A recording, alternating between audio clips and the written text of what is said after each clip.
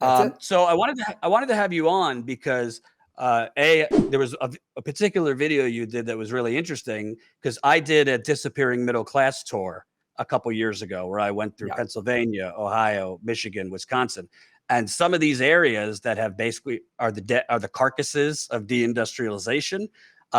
It was really like depressing for me. Some of these areas with closed down storefronts, closed down plants, closed down youth centers. It looks like just kind of ghost towns. And you actually did a video basically exposing the fact that you were promised in Ohio and the community was promised in Ohio that the fracking boom would basically bring back some of these communities. And you actually go around showing not so much. I want to get to other issues too, but I want to show some of this video because it's exactly what we need more of. We don't see it in the media.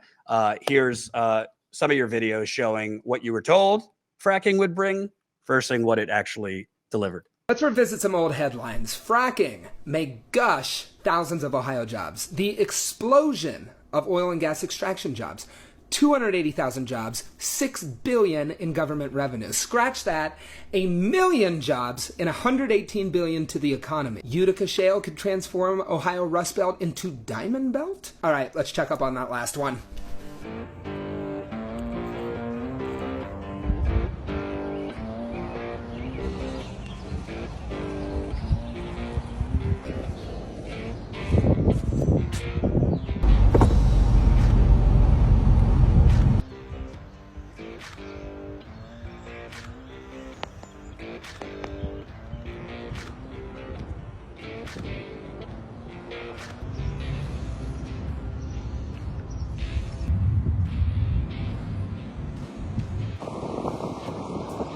So yeah, fracking has not turned the Rust Belt into the Diamond Belt, and worse than broken promises, it is holding us back in a lot of ways. 22 Appalachian counties produce 90% of the region's natural gas. I live in one of them. Data from the U.S. Bureau of Economic Analysis came out on the last 10 years of production in the region, and it ain't great.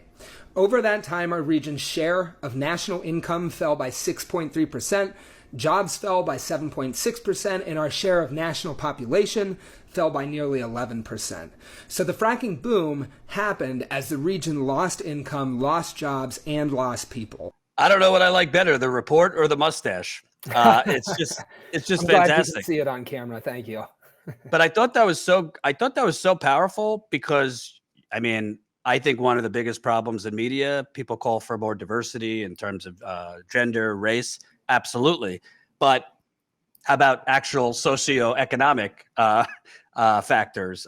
We don't really see folks like you in the media doing reports from the deindustrialized Midwest talking about these issues.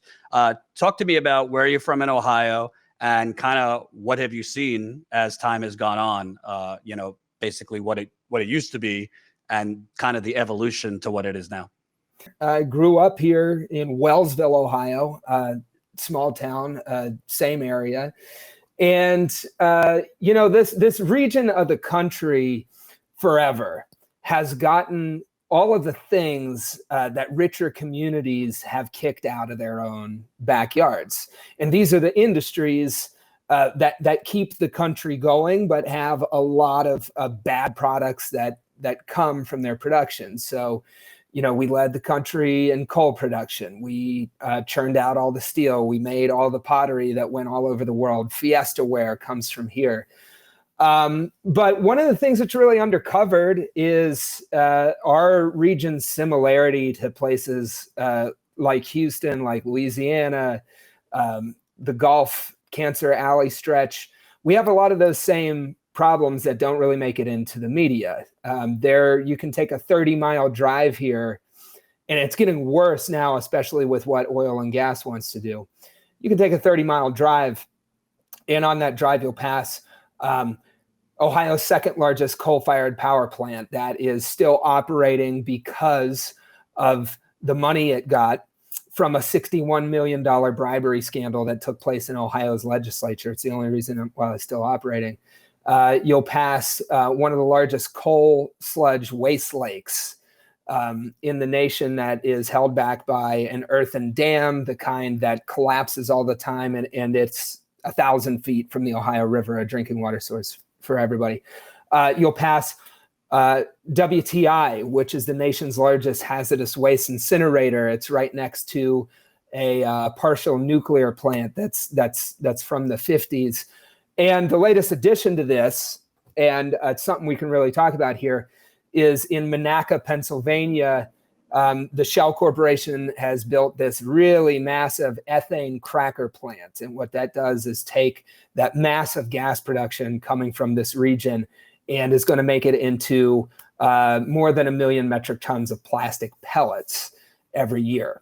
This is I don't want to interrupt, but please. The Ohio River Valley, infamously DuPont poisoned people with C8 chemicals, killed a lot of people, and nobody went to jail, but had record fines based on DuPont. There was a film about it. Dark Water, I think. Water, Dark Water. Yeah. Mm-hmm. Yeah, that's the story of the region, and really it comes down to a lack of power here. Companies that are run by billionaires, that are sanctioned to operate by politicians that are bought off by billionaires, take advantage of the low wages and the low worker power around here, because we really don't have any compelling alternatives. So that leads us to be this kind of place that gets all of the industry that other people are rich enough to kick out. The latest of those is natural gas. Like I said in that video, they're taking $75 billion worth of gas yearly out from under our feet. This has been going on for 10 years.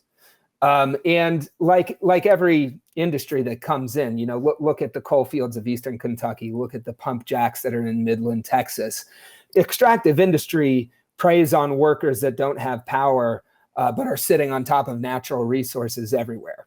It's a story that's as old as the hills, and the latest place that it's really happening is right where I live. And it also happens to be a very politically interesting part of the country. Just real quick, and I'll wrap up here. The congressional district where I live is Ohio's 6th, and no other congressional district in the country has had a quicker or more intense shift from families who used to vote union working class Democrat to complete MAGA country and right-wing voting. So this extractive industry has kind of overlapped with a massive shift among working class families to reactionary politics. So that's what's all happening right where I live. Yeah, the interesting thing, because I've been to Ohio a bunch, and I've been to the Midwest quite a lot, is particularly in terms of fracking. We were told, because I froze my ass off in Standing Rock, I was there for 7 months on and off. Everybody's been told we have to frack because energy independence. And Obama was bragging at the end of his presidency, hey, we had more natural gas drilling under me than anybody else. But the minute there's a war between Russia and Ukraine, we have no oil. So I thought this was all for domestic energy use, and we had to poison Ohio. By the way, what was it? The Rover pipeline, from what I remember in Ohio, was leaking like a sieve. But actually, I was saying at the time, all of this was being sold to other countries. All of this was being exported to enrich the big oil companies. And now people are paying $5.50, $6, $7 out west. Can you kind of talk about your community? Basically, what you're describing is you guys are basically used as collateral damage, but you're not even reaping the benefits. America's not reaping the benefits of fracking. Yeah, I mean, this is the same. Pick any place in America, anywhere that's really dominated by extractive industry, and it's the same thing. Workers crawl into a hole in the ground, they bring up the wealth, and it goes straight into the pockets of people that don't live here. It's happened everywhere. I mean, look at a similar community. We're right on the Ohio River. Places like Davenport, Iowa, right on the Mississippi River, Keokuk. All of these industrial communities, the workers are making wealth, be it agriculture in Iowa, shipping soybeans, growing soybeans and shipping them off to places that are not here, or the Ohio Valley, drilling natural gas and shipping it off to places that are not here and not enjoying any of the wealth. In fact, it's worse than that. Everybody's feeling pain at the pump right now, of course. But there are studies from EPI that show most of this inflation is driven by corporate profiteering.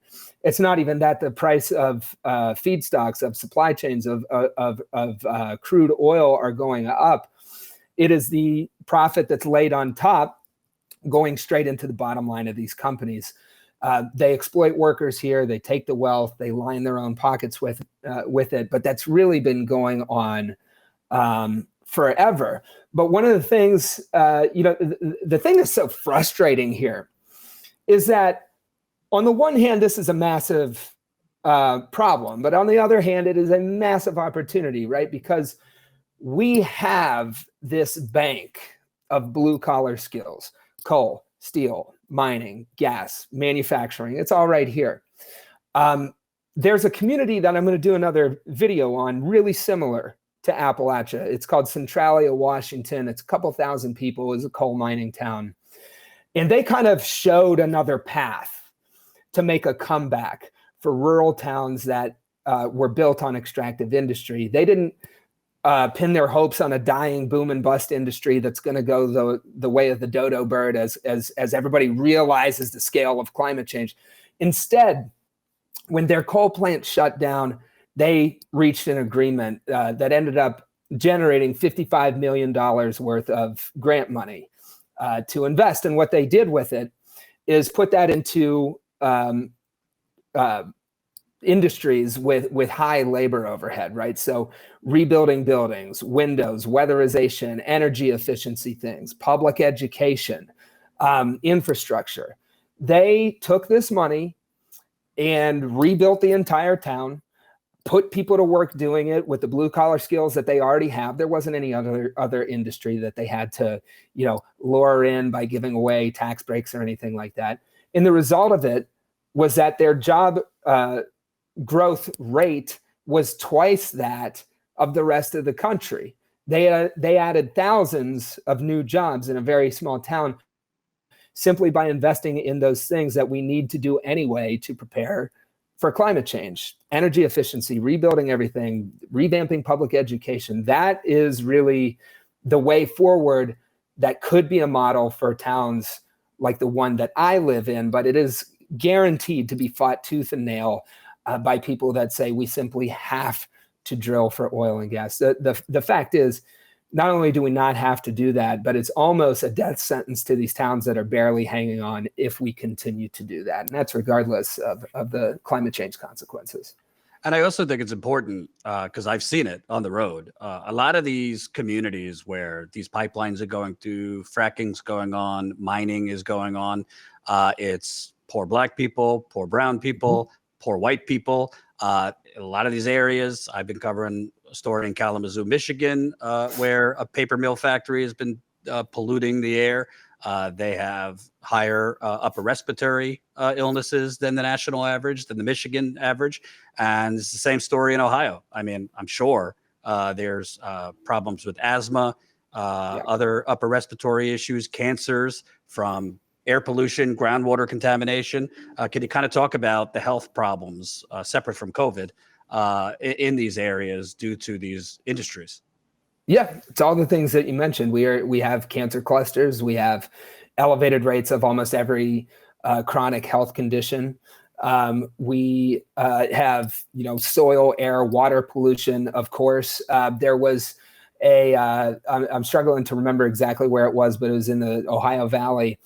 When things go wrong on a fracking well, they go really wrong. And there's a time when a single well was emitting as much methane as entire countries did over a year in 20 days because of an accident.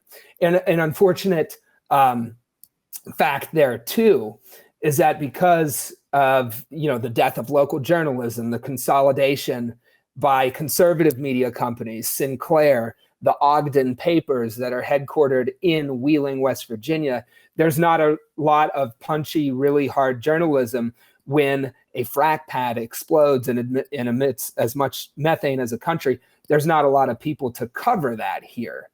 And so the residents in this area are subjected to industry abuse that they might not even know about. And that's on top of what we do know about the elevated cancer rates, clusters of soil, air, and water pollution. There are so many angles of this thing that are really doing residents here unnecessarily dirty, especially when we have an alternative, which is employing the blue collar people here to rebuild their own towns. Right. Absolutely. And I want to also talk about I think this connects to the political trends you're seeing. You're seeing that a lot of what they call the white working class, union folk, who decades ago was a Democratic Party stronghold, are fleeing to the Republican Party. We saw that in 2016, 10% of Obama voters switched to Trump. But you're seeing now still a lot of these union folks are gravitating towards Trump and the Republican Party. Can you kind of talk more about that? Yeah, it used to win statewide in Ohio, among politicos here, there used to be a slogan that, to win as a Democrat, you need to make 7, which is you need to win the counties along the top of Ohio by the lake, and then you need to win the ones that run down the river in the shape of a 7. That was the path to statewide victory, which ran right through this area that I'm talking about. And that was as recent as 15 years ago.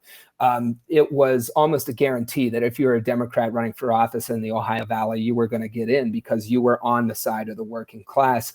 But there needs to be some introspection here too, because not only are Democrats not brawling all out for the working class like they could be when we have problems that are so intense like this. I mean, minimum wage is still at $7. The median income has been stuck for decades. And this is against the backdrop of our billionaires, handfuls of them, adding, multiplying their fortunes, hundreds of billions of dollars. What are we really doing to fight that at a structural level? The people are not dumb around here. They can tell who's really swinging the bat for them and who's on their side.